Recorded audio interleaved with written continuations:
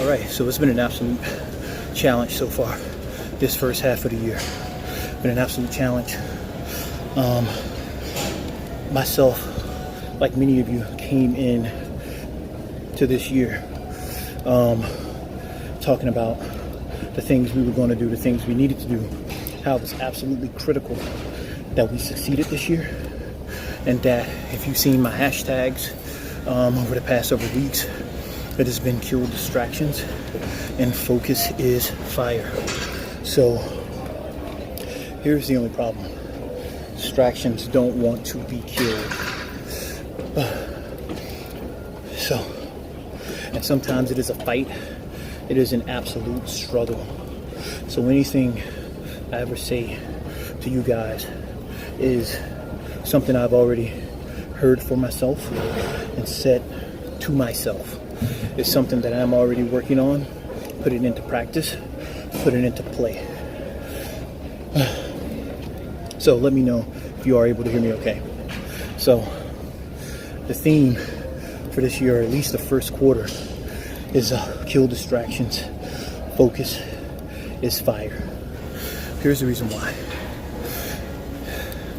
You said you were going to do some things this year. You said there were some things you were not going to tolerate. You said there were some things that you were not going to let happen. You said 2018 was not my year. 2017 was not my year. 2016 was not my year. But you said that this year was going to be your year. And I'm not tripping on that, because we all say it. That the only way this year is going to be your year is you're going to have to do some things you didn't do in the previous years. Now, it's good to talk about it. It is good to say what you're going to do, but none of that means anything. For the scripture says, you shall judge a tree by the fruit that it bears. Meaning you can't judge it by the fruit that it talks about.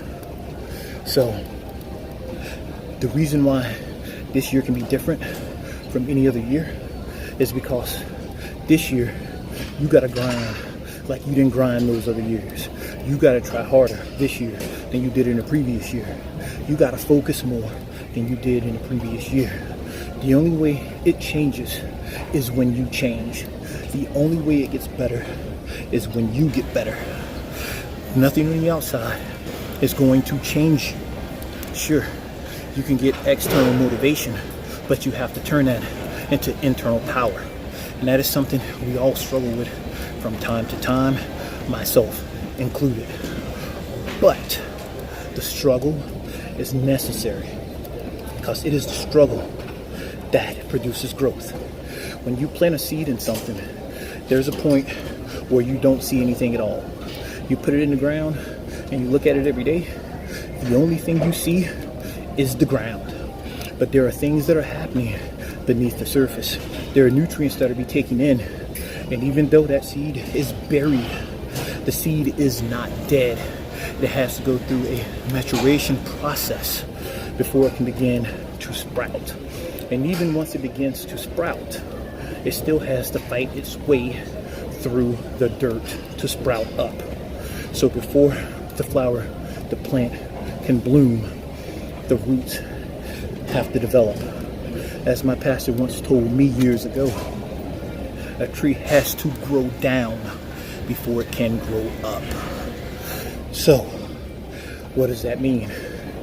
Is that maybe this year you said you were gonna do something, go out on this crazy ideal, whatever the case may be.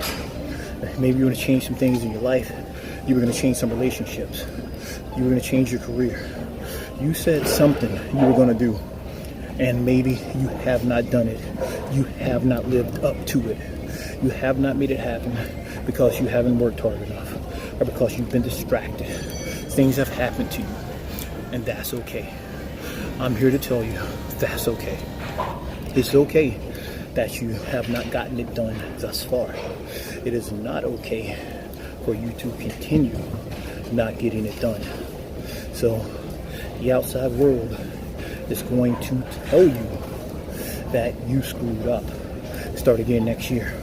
The outside world is going to tell you you can't do it by yourself. pay me $1,000 for my program, and I'm going to help you fix it.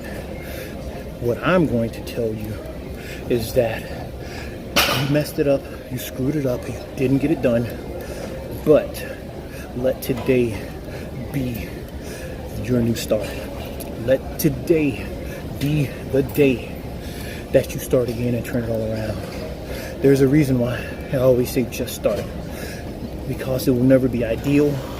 You will always have your past there, reminding you of what you did. However, I am giving you permission to dismiss your past and to restart again right now. You don't need anyone else's permission. You can give it to yourself. But what I'm doing is I'm engaging the voice inside your head. And I'm telling you, you can start again right now. You messed up? Okay, let's restart now. You lied? Okay, let's get it done. You fooled around and you didn't accomplish what you were supposed to? Okay, I got you. Let's get it done. Let's get it done. Scripture says, the cords of love and kindness have I drawn you. So, so negativity ain't gonna draw you. Stop dwelling on what it is you've done and start dwelling on what it is you want to do. Just start today. This is Friday, so now I want you to associate Friday with focus. Not like most people. They let the weekend become their weekend, as my boy Chris Gethin always said. Let today be the day that you get focused. Let today be the day that you dial in, that you zero in on that thing. Take some time, spend some time getting refocused, reacquainted, familiar with your goals, with what you said you wanted to do.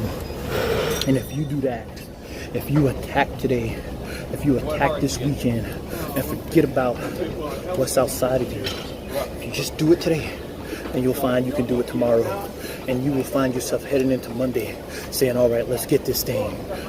Instead of saying, oh my God, another Monday. So that's about all we got for today.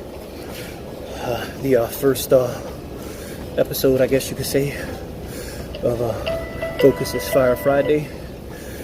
We'll be back next Friday. Maybe not the same setting, but we'll be back next week, getting you hyped up, getting you ready for the weekend. So as always, don't just be good, don't just be great, be amazing. Ooh.